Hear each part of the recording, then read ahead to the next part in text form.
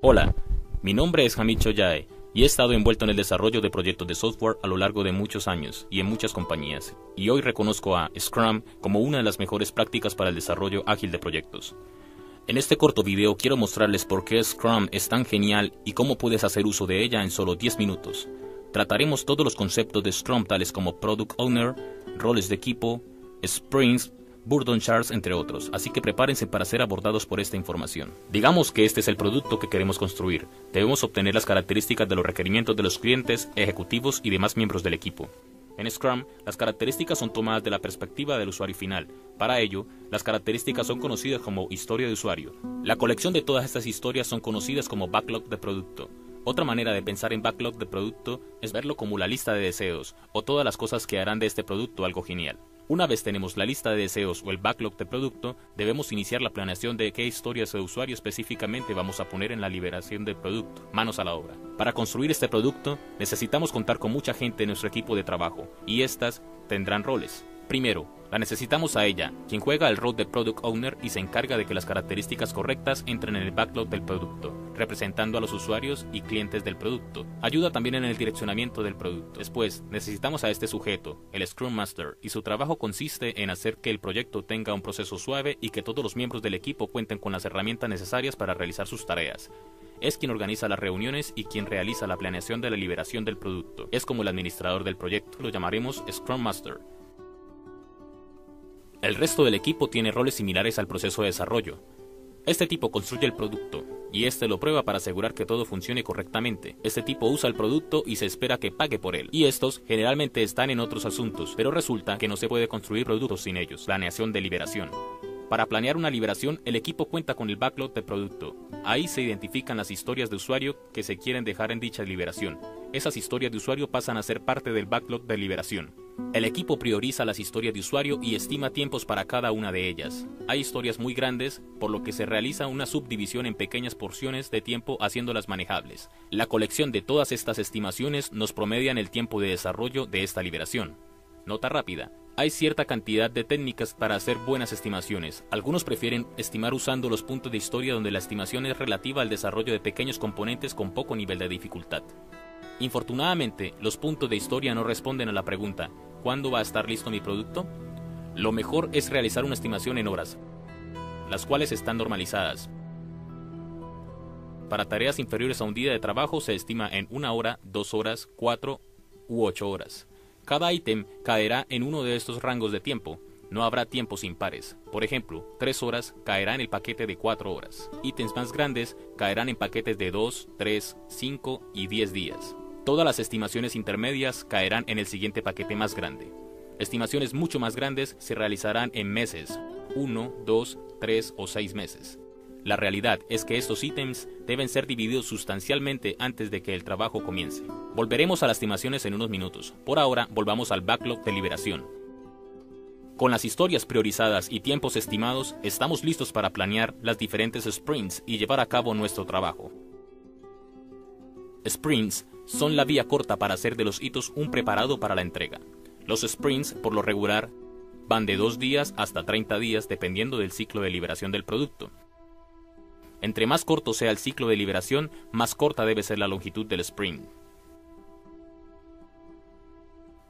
En este momento, podemos tomar el backlog de liberación y dividirlo en diferentes backlogs de sprint. Lo más importante para recordar de los sprints es que deben llegar al atardecer del backlog de liberación y finalizar un producto listo para probar con todas las características 100% terminadas. Como los sprints son pequeñas representaciones reales del producto, la terminación tardía de cada uno de ellos es un indicador que el proyecto no cumple con lo agendado y algo no será terminado. Es extremadamente importante hacer un monitoreo constante del progreso de cada sprint con esto. Burton chart es la razón número 1 por la cual Scrum es popular y una de las mejores herramientas de visibilidad de proyectos que asegura que el proyecto se está desarrollando de manera fluida. Burton chart provee medición día a día de la cantidad de trabajo que queda en el sprint o la liberación en cuestión. En este gráfico se puede ver la cantidad de trabajo restante y rebota de arriba a abajo, día a día y generalmente tiende a 0. Porque con la información histórica que provee el Burton chart es fácil ver si el equipo va por el camino correcto. Usando el Burton Chart, el equipo puede calcular rápidamente el polo bajo del gráfico, que también es llamado velocidad del Burton. Es la tasa de productividad promedio de cada día. Por ejemplo, una tasa promedio de productividad del equipo puede estar alrededor de 50 horas de trabajo. Sabiendo eso, es posible calcular y estimar el día de terminación del sprint, incluso de la liberación basado en el modelo de trabajo restante. Lo genial del Burton Chart es que podemos comparar la velocidad actual con la duración estimada del proyecto, y así saber qué necesita el equipo para terminar a tiempo. Esta es quizá la parte de conocimiento más preciada que puede obtener un miembro del equipo, Product Owner o ejecutivo acerca del proyecto, porque sabiendo si el proyecto va bien encaminado, podemos tomar decisiones y realizar los ajustes necesarios para volver al camino correcto. El Burton Chart da pruebas empíricas de que el proyecto está bien encaminado o tiene retrasos. Vamos a hablar un poco acerca de cuáles son los datos que llenan este gráfico. Como recordarás, parte del proceso de liberación fue crear las estimaciones para cada historia de usuario y del backlog de liberación. La colección de estas estimaciones nos darán el sprint, que representa el tiempo importante de trabajo que debe realizar para completar dicho sprint. Como cada miembro del equipo trabaja en las historias de usuario, es él quien debe actualizar el tiempo gastado en cada ítem. Esto hace que el tiempo restante del sprint cambie día a día. Con optimismo se espera que llegue a cero antes que el sprint finalice. El Burton Chart promedia los tiempos restantes de trabajo y los muestra visualmente. Es brillante porque comunica una gran masa de información en tan solo unos segundos. Lo anterior nos lleva a esto. Reunión diaria. Es una herramienta esencial para que la comunicación fluya libre entre los miembros del equipo. La idea es hacer reuniones rápidas donde los miembros del equipo listan las tareas terminadas de la reunión anterior y los obstáculos que se les hayan presentado. Es en esta reunión donde los miembros del equipo se cuentan los inconvenientes y buscan la manera de solucionarlo. Finalmente, antes de que cada sprint finalice, es importante tener la retrospectiva de las reuniones del sprint donde el equipo puede visualizar qué estuvo bien y qué estuvo mal según lo programado. Después de todo, Scrum es un método flexible de desarrollo ágil que está cambiando y mejorando los tiempos de entrega del producto. Y esto es Scrum. Pues para Scrum y Kanban, como he dicho antes, también permitimos gestionar issues y tenemos otros módulos, como puede ser el módulo de Wiki para videoconferencia, que utilizamos herramientas de terceros. Yogaina, que es un concepto propio que luego contaré para hacer un poco de gamification. Gestión de, visualización de equipos, que también tiene parte de gamification. Y integraciones con terceros, como pueden ser Slack o ¿Todos los módulos son software libre también? ¿Perdón? ¿Todos los módulos son software libre también? Todos los módulos toda la parte que depende de nosotros son software libre. Es decir, la videoconferencia realmente utiliza Appearin o tal. Y esas dos herramientas son software propietario y es un servicio de un tercero. Claro. Nosotros no hemos implementado un sistema de videoconferencia, pero toda la integración que se hace de todos estos servicios sí que es software libre, con la misma licencia, con Acero. Perfecto. Vamos a ver una demo. Vale, tengo montado un Taiga de ejemplo con datos de prueba que son los que aparecerán si lo montáis vosotros con background y que es perfecto para jugar un poco con él. Voy a entrar. Vale, esto lo primero que nos encontramos es el listado de los proyectos. Tengo aquí 6 proyectos de prueba. Tenemos uno. Esto es un proyecto Kanban. Bueno, voy a empezar por crear un proyecto. Voy a crear un proyecto. Para crear proyecto tengo dos opciones. Puedo crear un proyecto Kanban o un proyecto Scrum. Los proyectos Kanban o Scrum son plantillas nada más. Realmente yo puedo empezar un proyecto en Kanban y acabar convirtiéndolo a Scrum y realmente no hay una diferencia importante. Lo que pasa es que es una plantilla de creación del proyecto, tiene unas configuraciones por defecto. Entonces voy a empezar con Scrum porque es un poco el más complejo y el que va a arrojar más luz sobre ciertos conceptos y después contaré Kanban. Un proyecto Scrum empieza con un nombre.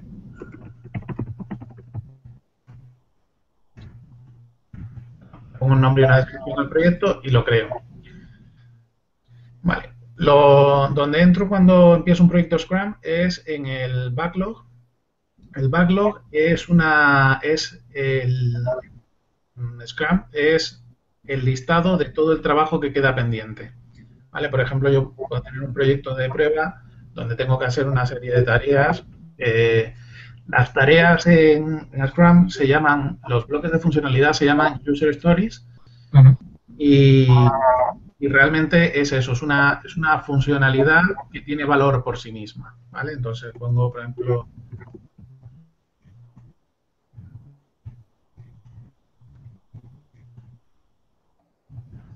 empezar con 4 User Stories, ¿vale?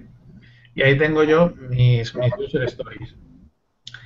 Las User Stories se estiman y para saber qué tamaño tiene el backlog normalmente.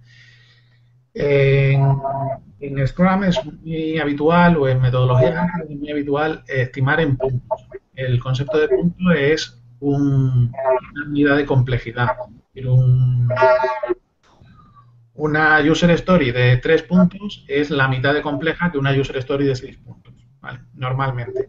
Entonces, lo que se hace es estimar la complejidad porque no se quiere asociar puntos a horas, porque después para medir la velocidad a la que vas. Si no eres capaz de cerrar tantos puntos cada X tiempo, pues esa es la velocidad de tu equipo. Entonces, la estimación en Taiga se permite hacer por roles. Podrías tener un único rol, entonces la estimación es directamente estimación de la user story, pero en Taiga por defecto permitimos estimación por roles. Ahora aquí, por ejemplo, si yo defino los puntos de esta user story, le digo que de interacción de usuario tengo un punto, costará un punto hacerlo, y de diseño, por ejemplo, me costará 3. ¿Vale? Entonces la user story tiene una complejidad de 4 puntos. Vale. Una vez tenemos las user stories estimadas, ¿vale? Voy a poner unas estimaciones al azar. Una vez tenemos las user stories estimadas, lo que tenemos es un backlog estimado, ¿vale? Pues somos capaces de saber cuánto trabajo me va a llevar a hacer toda la funcionalidad. El backlog también se prioriza. Es importante entender que el backlog es una pila de trabajo que yo voy a utilizar para sacar las cosas que voy haciendo. Entonces, tiene que estar priorizado. Lo más importante va más arriba. Por ejemplo, si la User Story 4 es lo primero que tiene que estar, pues simplemente la muevo arriba del todo. La arrastro y tiene que ir arriba del todo.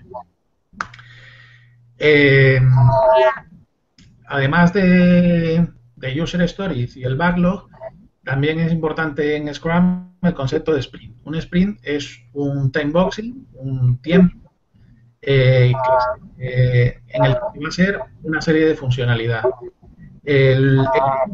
Se compromete a hacer X funcionalidad durante ese tiempo, pero el cliente se compromete a no pedirle cambios o a no interrumpir su trabajo durante ese tiempo.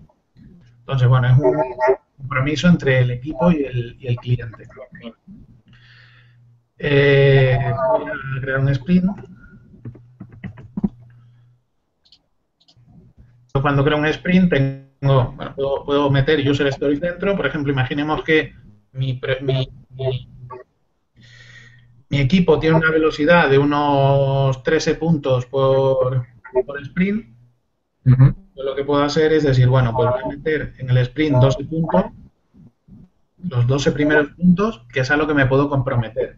No me puedo comprometer a meter 5 más porque no sería capaz de meterlos, casi seguro. Entonces, bueno,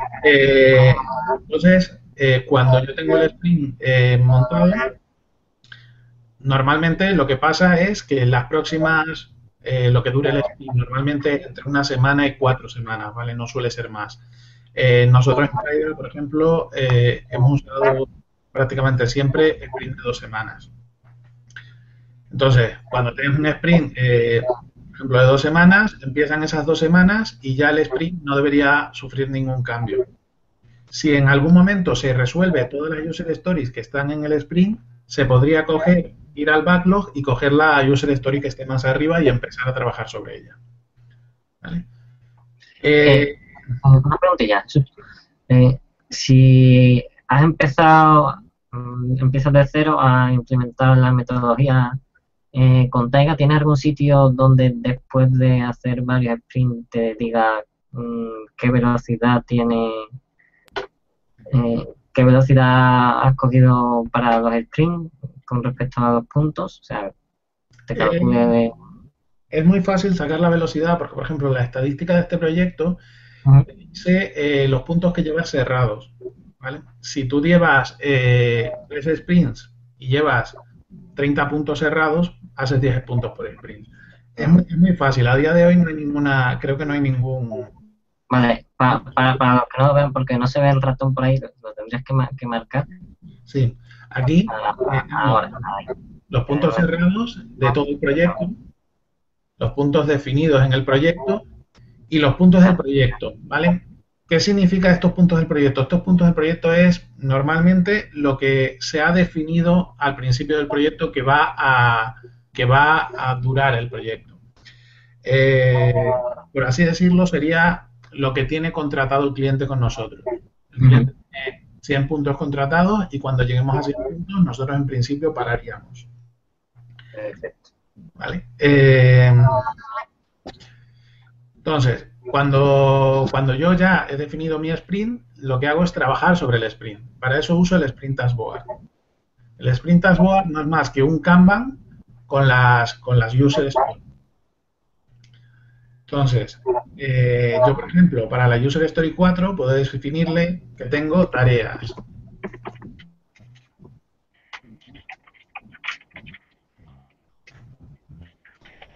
Yo defino una serie de tareas. Tengo, como vemos aquí, tengo 3 tareas y yo iría trabajando sobre ellas, me las puedo asignar, las puedo modificar, puedo añadirle etiquetas.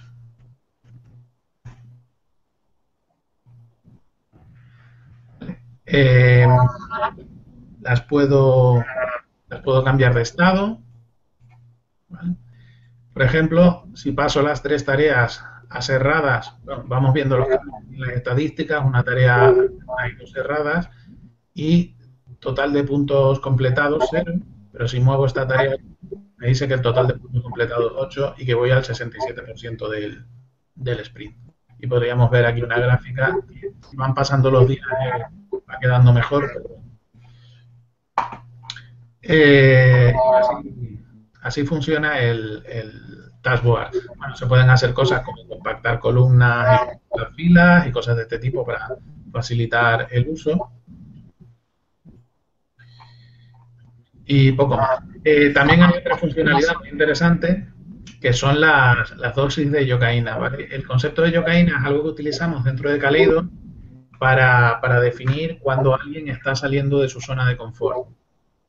Es un concepto que viene de la película La princesa prometida, donde el pirata Roberts consumía pequeñas dosis durante años de yocaína para inmunizarse a ese veneno. La idea de la yocaína es un poco ese símil. Yo voy consumiendo dosis de cosas que no sé hacer o cosas con las que no estoy cómodo para que en el futuro estar inmunizado a esa incomodidad, aprender básicamente. Es una forma de fomentar el salir de la zona de confort.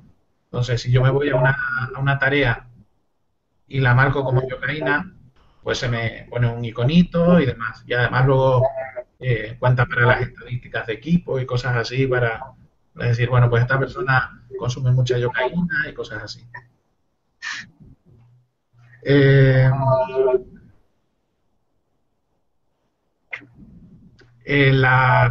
es cómo funciona la parte de Scrum. A día de hoy no tenemos nada más. En principio es todo lo que necesita básico de Scrum, que son el backlog, las user stories y los sprints, está contemplado.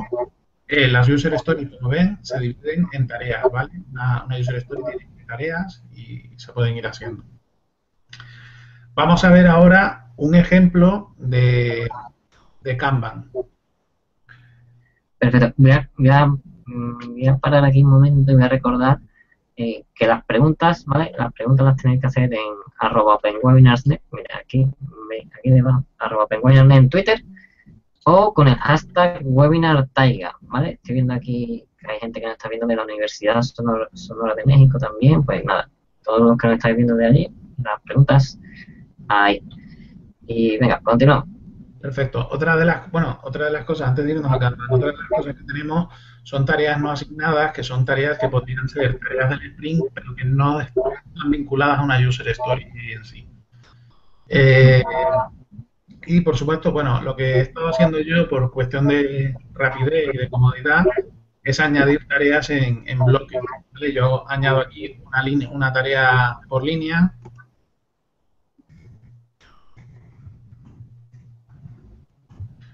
Se me añaden automáticamente.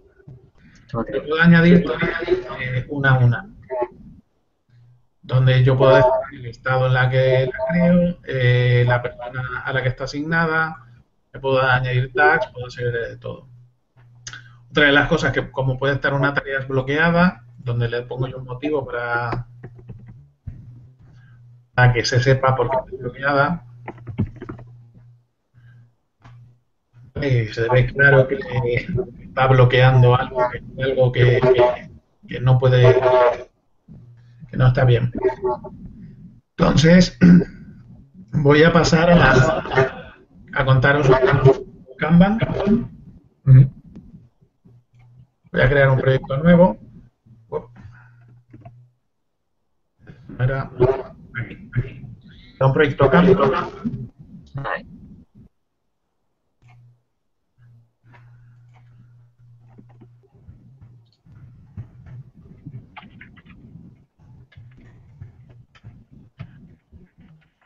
Proyecto Kanban os sonará mucho más. Para los que buscan Trello, viene a ser algo parecido a un Trello. El concepto de Trello se basa en el concepto de Kanban. Entonces, los proyectos en Kanban funcionan con una serie de columnas, una serie de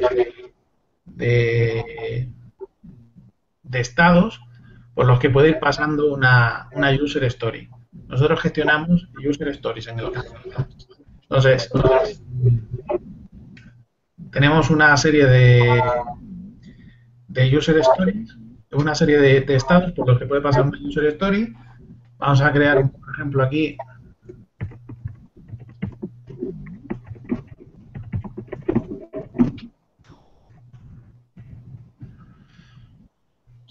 cuatro user stories, y estas user stories van a ir pasando por cada uno de los estados. Por ejemplo, en la plantilla que usamos por defecto en Taiga, lo que tenemos es un estado nuevo, donde están las user stories que están esperando un estado ready, que son las user stories que están listas para empezar a trabajar sobre ellas, el estado in progress, que estoy trabajando sobre ellas, ready for test, que se va a probar, done, que está hecha, y archivada para ir archivando las tareas. Luego veremos cómo funcionan las columnas archivadas.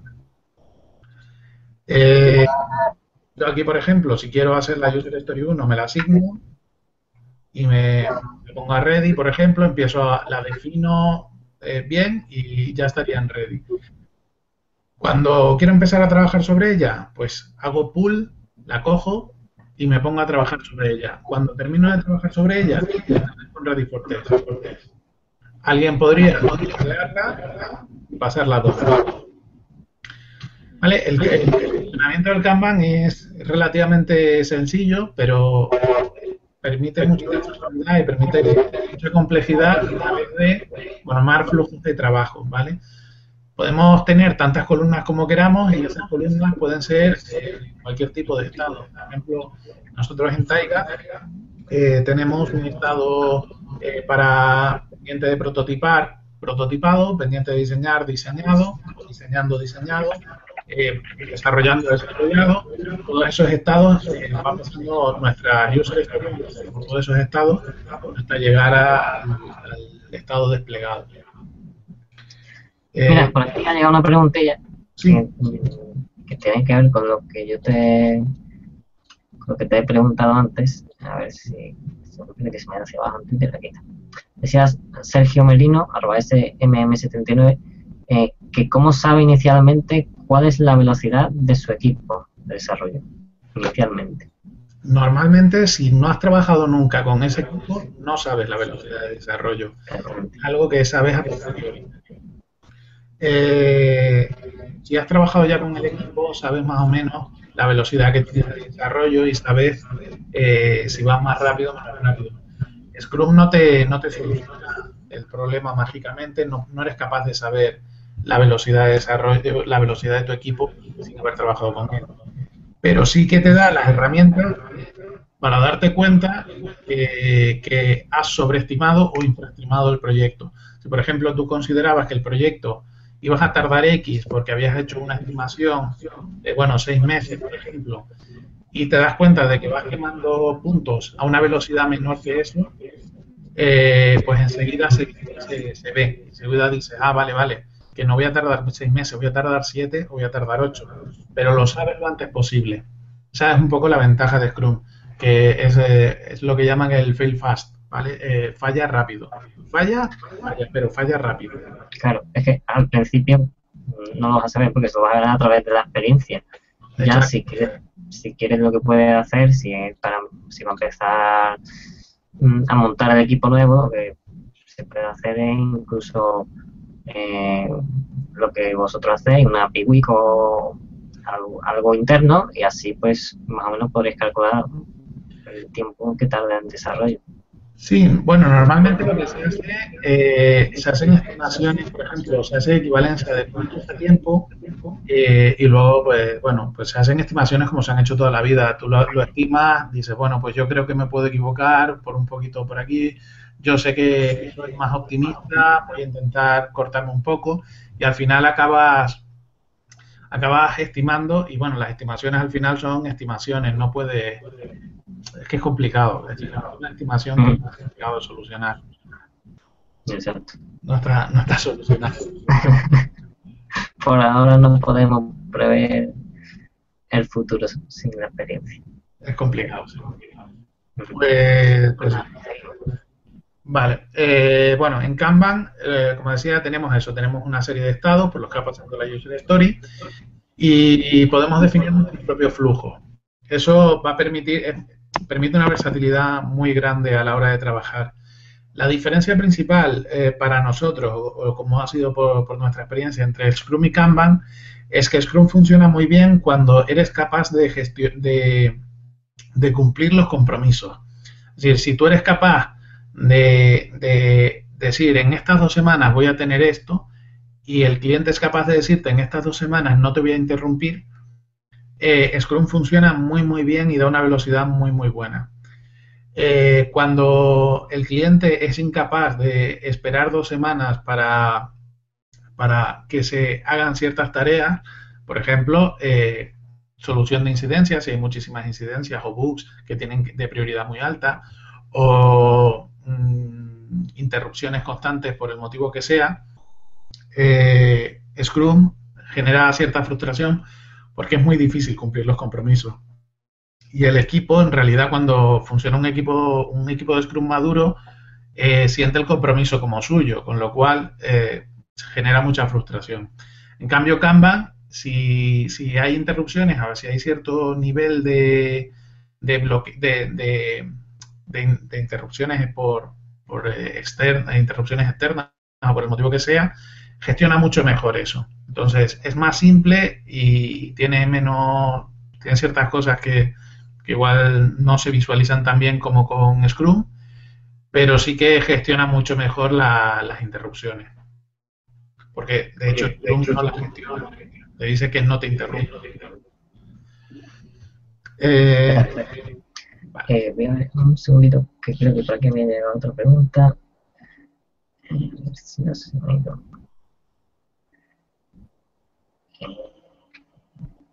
No, era la respuesta de que ya está respondida. Gracias. Vale, seguimos. Perfecto. Bueno, la parte de Scrum, la parte de Kanban, tenemos algunas pequeñas cosillas de interfaz que para facilitar la vida. Hay veces que nos juntamos con muchísimas user stories. Además pueden tener nombres bastante largos.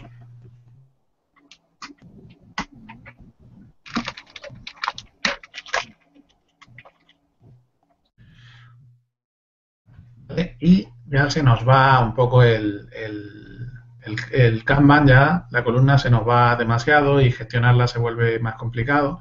Entonces podemos hacer compactación vertical que nos va a permitir gestionar de manera más rápida las tarjetas.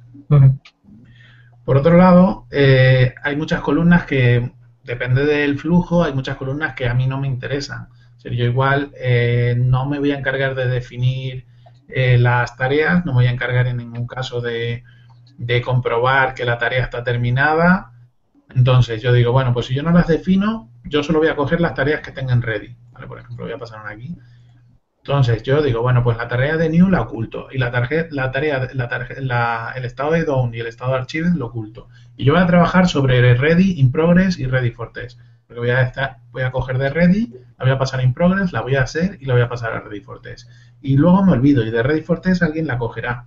Es decir, puede ser que a mí no me interese todo el flujo entero, solo me interese mi parte y el resto no quiera verlo. Y eso es lo que permiten este compactado horizontal. Otra cosa es que muchas veces empiezan a crecer la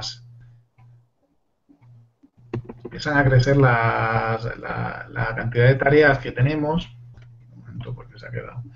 Empiezan a crecer la cantidad de tareas que tenemos y lo que nos interesa es que en algún estado en concreto yo sé que se van a ir acumulando ahí porque es el estado final, ¿vale? Y de ahí no van a pasar. Por ejemplo, el estado archivada, en este caso, lo que hago es que puedo tirar una tarjeta sobre él y se archiva. Entonces, bueno, puedo sacarla todavía, pero bueno, la tiro ahí y se archiva. Y si yo recargo la página, ya no me aparece, ¿vale? No está ahí. Podría verla, ¿vale? Podría verlas archivadas y volver a sacarla, ¿vale? Pero pero vamos, es para no tener que ver todas las tarjetas en un estado archivado, en un estado que al final es un estado de archivo donde... Perfecto. Otra cosa que podemos ver es el detalle de una user story. Por ejemplo, la user story tiene un detalle donde yo puedo hacer más o menos lo mismo que en la edición en línea, pero es un poquito más rico. Bueno, la edición en línea del Kanban lo podemos ver aquí con un lapicito. Si abrimos, pues tenemos eso, edición en línea.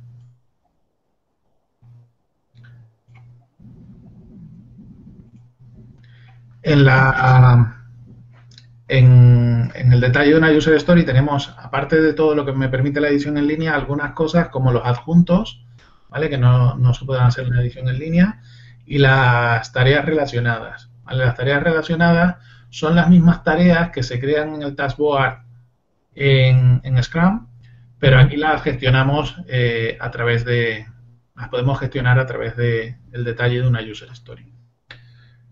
La edición es en línea. Se edita sobre la marcha todo. Puedo asignársela a alguien. Puedo añadir, como digo, adjuntos. Manda notificaciones una vez se ha asignado y... Sí, notifica por correo electrónico todos los cambios. Luego veremos hasta qué punto puedo permitir que me notifique o no. Pero notifica todos los cambios por correo electrónico. Perfecto. Puedo añadir comentarios a la user story. Y además de comentarios, tengo toda la actividad. Todos los cambios por los que ha pasado una user story están en la actividad, ¿vale? Se guarda todo el histórico de cambios. De hecho, yo puedo borrar un comentario, pero en realidad no lo estoy borrando, solo lo oculto, ¿vale? De hecho, lo único que sirve el borrado es para que no genere ruido, pero realmente está ocultado nada más. De hecho, puedo restaurar el comentario. Hay dos conceptos de las user stories que utilizamos nosotros, que son los team requirements y los client requirements, que son requisitos a costa del equipo o a costa del cliente. ¿Qué significa esto? Cuando yo gestiono un proyecto, por ejemplo, el cliente tiene 100 puntos para consumir en su proyecto y de repente pasa algo y aparece una user story nueva. Eso que pasa puede pasar por dos motivos. Puede ser que por algún motivo el equipo no haya hecho las cosas del todo bien y se sienta responsable de arreglar cierto problema. Entonces es un requisito o es una user story que va a costa del equipo y si es el cliente el que añade una user story nueva fuera de lo planificado, es una funcionalidad nueva a costa del cliente. Puede ser en algunos casos que incluso sea a medias, ¿vale? Que sea porque el cliente no lo especificó bien, nosotros tampoco lo entendimos bien y dice, bueno, pues venga a arreglarlo a medias, ni para ti. ¿Vale? Entonces eso me permite definir que es un requisito del cliente o un requisito del equipo, ¿vale? Eso se visualiza muy bien en Scrum, luego lo veremos y nada, luego lo vemos mejor. Voy a añadir algunas tareas relacionadas. Voy a recordar que las preguntas, ¿vale? A @penwebinarsnet, ¿vale? Aquí tenemos bastante movimiento, pero eso lo retuitean. @Gustavo Furlano, ok, de Argentina. CC de México. Panarela, Alfonso Castillo, Andrés Molina, Alberto. Un saludo a todos. Sí. Vale. Como decía, podemos poner tareas. Podría, por ejemplo, subir una imagen, adjuntar una imagen, la va subiendo. Se ha quedado un poco ahí a medias, no sé por qué. Bueno. Tengo una serie de tareas en las que tienen su estado, lo puedo cambiar, puedo asignar a otro usuario. Vale.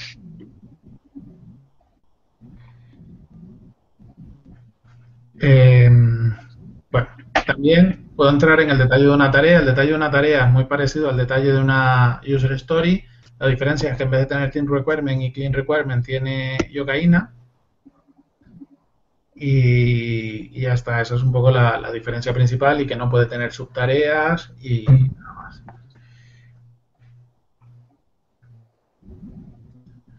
Vale, esto es más o menos lo que es Kanban en Taiga. Ahora vamos a ver otras funcionalidades que son interesantes, como puede ser, bueno, vamos a empezar por el equipo. Bueno, voy a irme a un proyecto de ejemplo que va a tener datos más ricos, ¿vale? Vamos a ver, por ejemplo, el equipo de este proyecto, donde tengo ya una serie de personas que han hecho una serie de cosas y, por ejemplo, en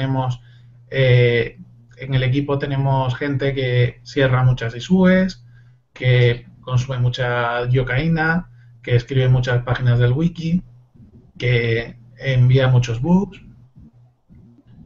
y que cierra muchas tareas. Y luego el Power básicamente es una suma simple de diferentes cosas hechas y te da una visión de quiénes son las personas más activas del proyecto. ¿Vale? Puedo filtrar por roles y demás en el equipo. Como una especie de ranking como para incentivar incluso. Sí, la idea es hacer un poco de gamification con esto. Exacto. Que diga, vale, pues yo cierro muchas tareas. Sí, pero yo digo el wiki. Pero entonces así como que al final hay cierto pique. Hay ciertos piques. Exacto. Vale, lo que contaba antes del clean requirement y del team requirement, lo podemos ver aquí, por ejemplo, si yo tengo esta user story de 100 puntos que se va a anotar enseguida y la edito y le digo que es un team requirement y un clean requirement, le digo las dos, lo que va a hacer es que la gráfica esta, es que no se está viendo, no sé si se ha refrescado bien.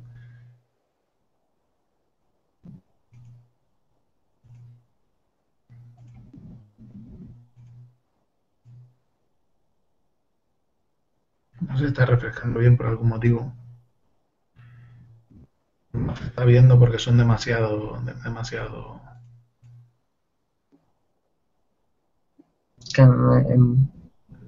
tantas no se refleja. Claro, no se ve. Luego lo vemos en otro proyecto, pero básicamente lo que empieza a ser la gráfica esta, que es la gráfica de Paramount, que se llama, lo que empieza a hacer es a crecer por debajo, ¿vale? De manera que lo que es por motivo del equipo crece primero y después es por motivos del cliente. Entonces, la gráfica debería ir bajando hasta encontrarse en principio, con la línea cero esta, es lo que contrató en un principio el cliente. Y luego, cuando te encuentras con el primer punto, es lo que tú deberías hacer por tu responsabilidad y demás. Si el backlog ha crecido por culpa del equipo, el equipo debería llegar hasta ese punto, ¿vale? Pero lo que crezca por encima de eso, por motivo del cliente, en principio no tienes por qué llegar. Voy a mostrar otra cosa de Scrum que es interesante de ver, que es la gráfica, lo que llamamos nosotros la Doom Line, ¿vale? La Doom Line aparece cuando tienes más puntos definidos de los puntos que tiene en total asignados el proyecto. Si el proyecto en este caso tiene 1225 puntos, pues nos pasamos por 52. Entonces, si yo voy a añadir más puntitos aquí para que se vea mejor. Line sube y yo, por ejemplo, digo, bueno, pues esta la quiero arriba, no pasa nada, la subes, vale, segundo. Vale, si vas bajando cosas, claro, que he subido algunas muy pequeñas y subo aquí las más grandes, vemos que la línea se me va subiendo hacia arriba, ¿vale? Básicamente lo que me define es hasta dónde llegan los puntos que ha contratado el cliente. Vale. Vamos a ver otras cosas. Las issues son, bueno, pues eso, gestión de issues, problemas, mejoras, cosas de este tipo. Tenemos tipos de issues, en principio van a ser bugs, questions o enhancements, pero puedes definir todos los tuyos propios, los estados por los que pasa una issue,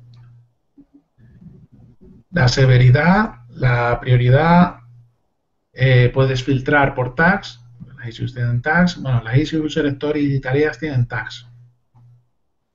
Puedes filtrar por a quién está asignado y puedes filtrar por quién la ha creado y puedes buscar. Sí, es muy parecido a las issues de GitHub, pero incluso mucho más... Sí, son un poco más potentes que las issues. Mucho más potentes, mucho más personalizables. Bueno, se pueden añadir issues nuevas y en bulk, metiendo una por línea, ¿vale? Como estábamos haciendo antes. Y el detalle de una issue es muy parecido al final al detalle de una user story o de una tarea. La diferencia principal es que tienes aquí un botón de promocionar a user story, que pasa muchas veces que te llega una issue y dices tú, bueno, esto es que es una mejora. Y bueno, en realidad esto debería ser una user story nueva, pues lo acabas mandando a una user story, es una forma de hacerlo rápidamente.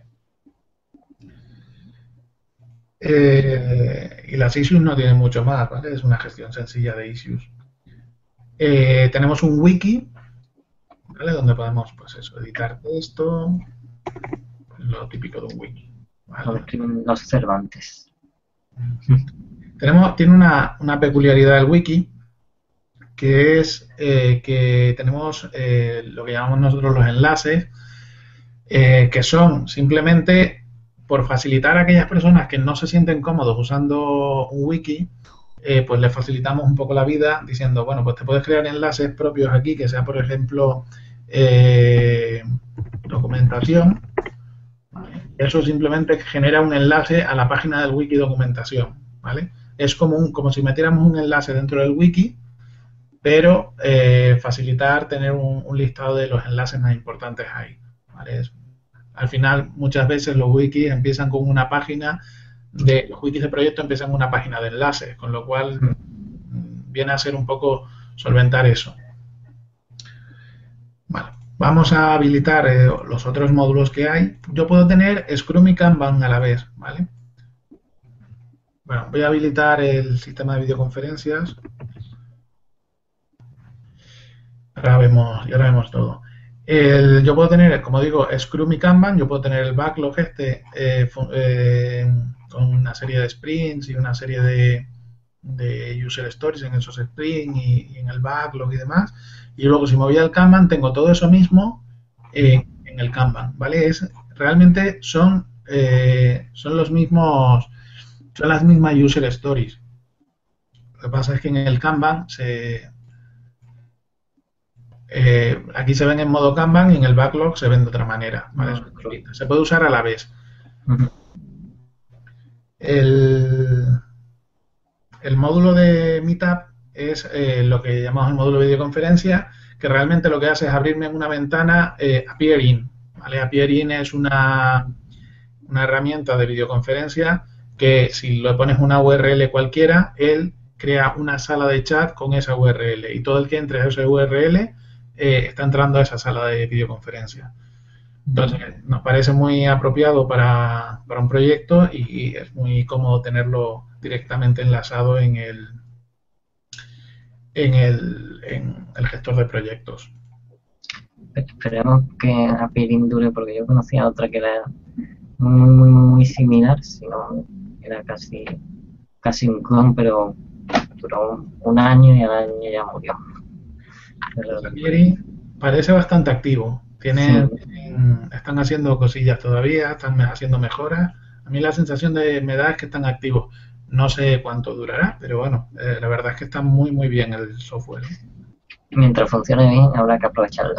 Funciona bien cuando hay pocas personas, es decir, claro, máximo de 4 o algo así, porque realmente es peer-to-peer, ¿vale? Claro, uno es fantástico, de hecho. Vale, vamos a ver un poco la administración o la configuración de Taiga, del proyecto. Yo puedo configurar los proyectos con bastante detalle en Taiga. Tengo el nombre del proyecto, el slug, el número de sprints, que yo voy a definir en un principio el número de sprints que va a durar el proyecto y el número de user story points. El número de user story points, como decimos, me permite hacer una serie de cosas como las gráficas o tener la Doom Line, y el número de sprint pues me va a permitir tener es principalmente para la gráfica, tener más o menos estimado cuántos sprints va a durar el proyecto, pues te dibuja la gráfica mejor, te dibuja la gráfica bien. La descripción del proyecto y demás, y los proyectos a día de hoy solo pueden ser privados, pero en el futuro, esperemos que dentro de no mucho, se va a poder tener proyectos públicos, ¿vale? Esto va a permitir que proyectos open source, por ejemplo, puedan tener su Taiga completamente abierto y directamente no tienen por qué tener un sitio donde vayan publicando el roadmap. Ya tendrías el roadmap sabiendo las user stories que tienen pendientes. Con lo cual, si ves su backlog, ese es su roadmap. Sí, yo había leído que estaba previsto como para abril, ¿no? ¿Cómo? Sí, la idea es abril, marzo, depende de cómo se den ciertas cosas, porque hay mucho trabajo que hacer para tenerlo listo. Vamos a empezar a liberar algunas cositas de parte pública según las vayamos teniendo, ¿vale? Porque no hay ningún problema. De hecho, todo el desarrollo se está haciendo en abierto, pero vamos a sacar en la release vamos a incluir siempre que podamos la parte pública que se vaya creando. Perfecto. Por supuesto, podría borrar el proyecto con cuidado. Si borro el proyecto, se pierden los datos. Sí. Es tan simple como eso. Sí. Hay backups y esas cosas, pero no es para que un usuario borre y se le recupere por si acaso hay algún desastre. Entonces, en principio, si se borra, mucho cuidado. Los valores por defecto, cuando yo creo una user story, creo una tarea, creo lo que sea, voy a tener una serie de valores que elegir y estos son los valores por defecto que se toman depende de qué cosas. Por ejemplo, para el estado de una user story o el estado de una tarea o los puntos de una user story, prioridad, severidad, todo este tipo de cosas. Los custom attributes lo que permite es definir todos los atributos de los atributos principales de las user stories, tareas y issues. En este caso nos va a permitir definir los diferentes estados que tiene una user story. Estos estados se corresponden con las columnas del Kanban, ¿vale? Estos estados son exactamente las columnas del Kanban. De hecho, hay una columna que define si el estado es un estado archivado y eso se hace para que las columnas del Kanban sean columnas archivadas. También hay otro dato que es el WIP limit. Lo voy a editar ahora. Por ejemplo, en new, bueno, en new no tiene sentido. Voy a poner un WIP limit en in progress de 3, por ejemplo. Si yo tengo, por ejemplo, un equipo de 3 personas, igual no quiero que haya más de 3 user stories en progreso a la vez. Siempre quiero que como máximo haya 3, porque sé que tengo 3 personas y no quiero que la gente esté a 2 cosas a la vez. Ahora podemos verlo, de hecho, si me voy al Kanban, ahora lo que aparece es una línea, no es un límite duro, es un límite simplemente visual, de decirte, oye, ¿qué te estás pasando? Simplemente que lo sepas, ¿vale? Y es esta línea roja que aparece aquí. Si yo me vuelvo al admin, también puedo definir que un estado es cerrado o no. Eso me sirve para saber cuándo una tarea, una user story o una issue se cierra, ¿vale? Los user story points sirven para definir cómo voy a estimar. Nosotros usamos una serie de números que se le suele decir que es Fibonacci, aunque no lo sea, que va increciendo en cada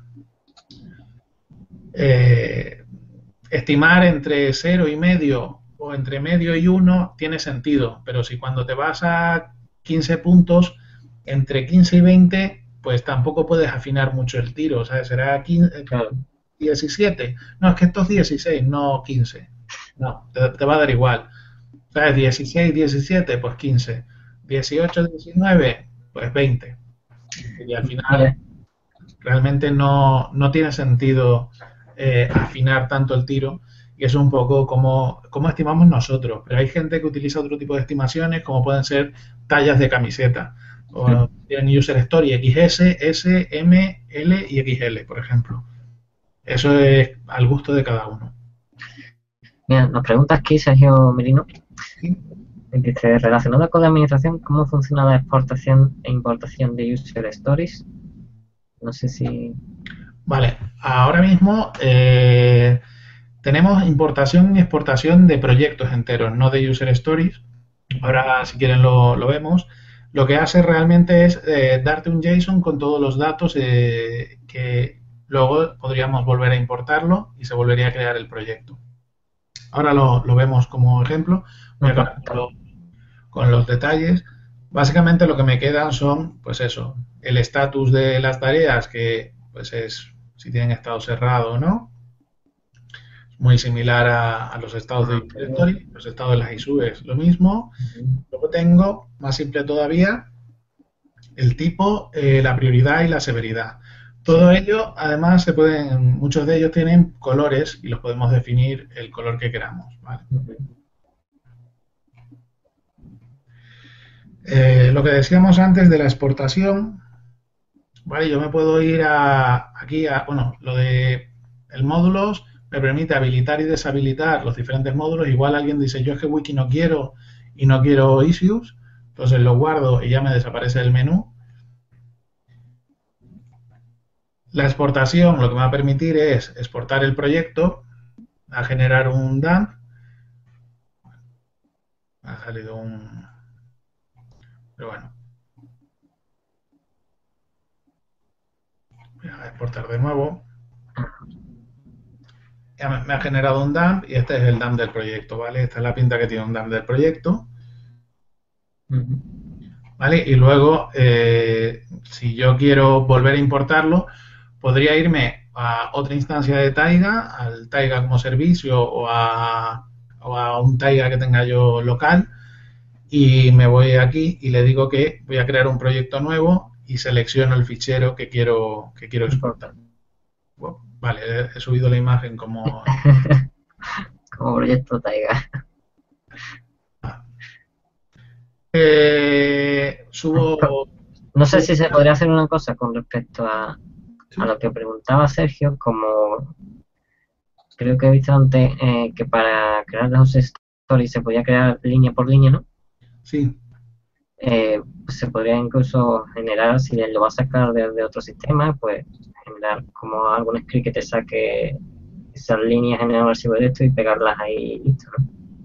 Se podría hacer, pero es decir, es que toda la exportación e importación está resuelta en principio. Puedes hacer, puedes sacar, por ejemplo, de otro gestor de proyectos, sacar las user stories todas en listado y meterlas, pero hay maneras, trabajándolo un poquito más puedes conservar mucha más información. Es decir, de hecho se podría, por ejemplo, usar el sistema de exportación e importación.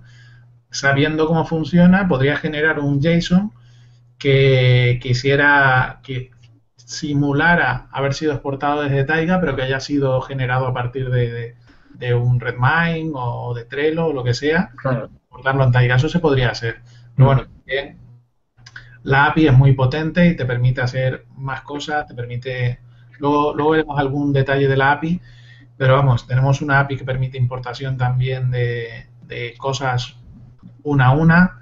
Es decir, podrías hacer con relativa facilidad, podrías extraer de User Stories, podrías extraer tarjetas de Trello y guardarlas en Taiga, conservando la fecha y conservando un montón de información.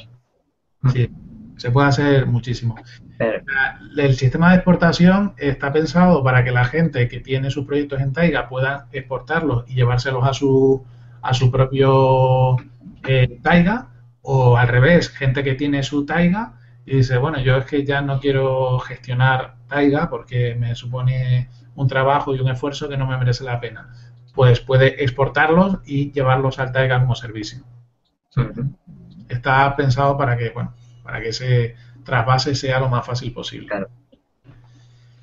Perfecto. Vale.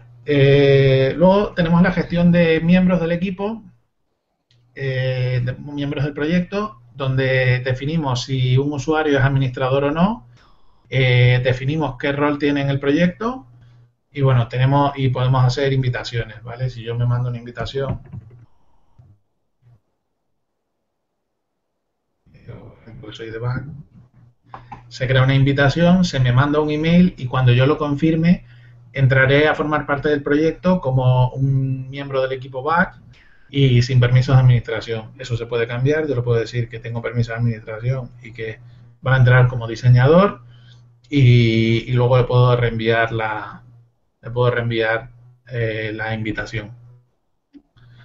¿Vale? No me va a llegar porque esto está montado en un background que no tiene configurado el correo electrónico, con lo cual no me van a llegar las invitaciones, pero bueno. La gestión de roles, los roles sirven principalmente para dos cosas. Para decidir para estimar, tú puedes estimar siendo de un rol. Es decir, bueno, en realidad tú puedes estimar para todos los roles, pero cada rol puede tener su estimación o no. Y la gestión de permisos. Es decir, por ejemplo, nosotros ahora mismo en el backlog podemos hacer una estimación y me dice que puedo estimar por UX, diseño, front y back. Puedo decir, vale, pero yo no quiero estimar UX, yo solo quiero estimar diseño, front y back. Pues si deshabilito un UX y me vuelvo al backlog, ya solo me aparece diseño, front y back. ¿Vale? Además, si yo deshabilito diseño y front, si solo estimo con back y me voy al backlog, ya la estimación siempre es directamente... No se guardó bien el front. No le di bien. Diseño, vale. Si me voy al backlog, pues ya directamente estimo. ¿Vale? Es mucho más ágil si solo un equipo que estima. La gestión de roles también me permite gestionar permisos. Los permisos son relativamente sencillos, ¿vale? Son, si puedes ver, añadir, modificar o borrar, ya sea sprint, user stories, tareas, issues o páginas del wiki y enlaces del wiki, ¿vale? Y cada rol tiene sus permisos. Súper sencillo. ¿Qué? Súper sencillo. Sí, es muy sencillito. Tampoco queremos gestionar, es decir, no queremos sustituir las reglas propias del equipo, que cada equipo se gestione un poco como quiera. Es decir, si tú dices, no, es que yo quiero que el rol este pueda añadir pero no modificar, pues díselo. Oye, añade pero no modifique. Es decir, no vamos a sustituir la comunicación con el resto del equipo. Vale, y el tema de integraciones. A día de hoy tenemos 3 integraciones que están incluidas dentro de Taiga, que son GitHub, GitLab y Bitbucket, que son realmente son integraciones de lo que hacen es permitir que hagas commits en GitHub, GitLab o Bitbucket y en los commits puedas cambiar el estado de user stories, tareas o issues. Si tú haces un commit con tg32 almohadilla DOM, pues lo que hace es cambiar la issue, tarea o user story con referencia 32 al estado DOM. Las referencias en Taiga son por proyecto y se comparten entre issues, tareas y user stories, es decir, las issues, tareas y user stories tienen referencias siempre diferentes, no colisionan entre ellas. Además de esa integración con commits, GitHub tenemos integración con issues, que significa que cuando tú creas o comentas una issue en GitHub, se te crea y se te comenta una issue en Taiga. No es bidireccional, cuando yo modifico algo en la issue de Taiga, no lo comunica a GitHub, ¿vale? Solo es en un único sentido. A día de hoy. Y luego además tenemos el sistema de webhooks que permite notificar a terceros de cambios que se han hecho en Taiga. Nosotros lo que hacemos es, tú pones una URL, pones una secret key, y él lo que va a hacer es mandar mensajes con un JSON, con información, cuando se modifican user stories, cuando se modifican sprints, issues, tareas, y te manda información de que se ha modificado, información de la user story y demás.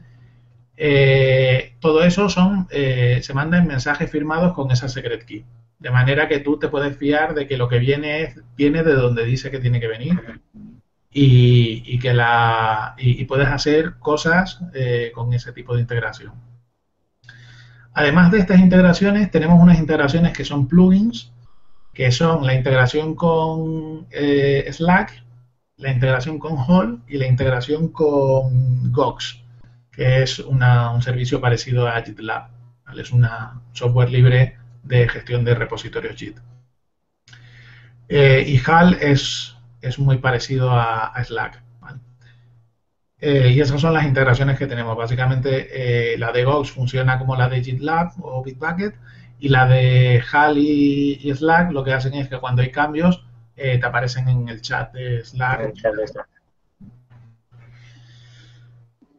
Y por último, el usuario tiene su perfil de usuario donde puede cambiar su foto, puede cambiar su nombre o puede cambiar su email. Si cambia su email, tiene que confirmarlo por correo electrónico. Puede cambiar su full name y su bio. Y puede borrar la cuenta, ¿vale?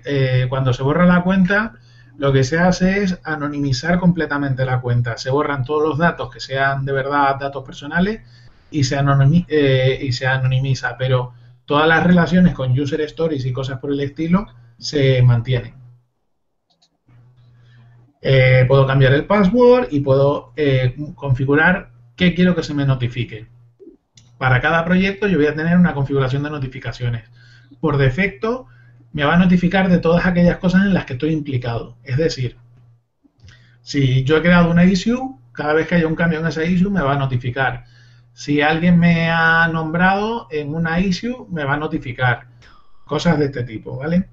Si tengo una issue asignada y alguien hace un cambio, me va a notificar. Nunca me notifica de mis propios cambios y puedo decirle que me notifique en lo que yo estoy implicado, que me notifique todo o que no me notifique nada, dependiendo del proyecto.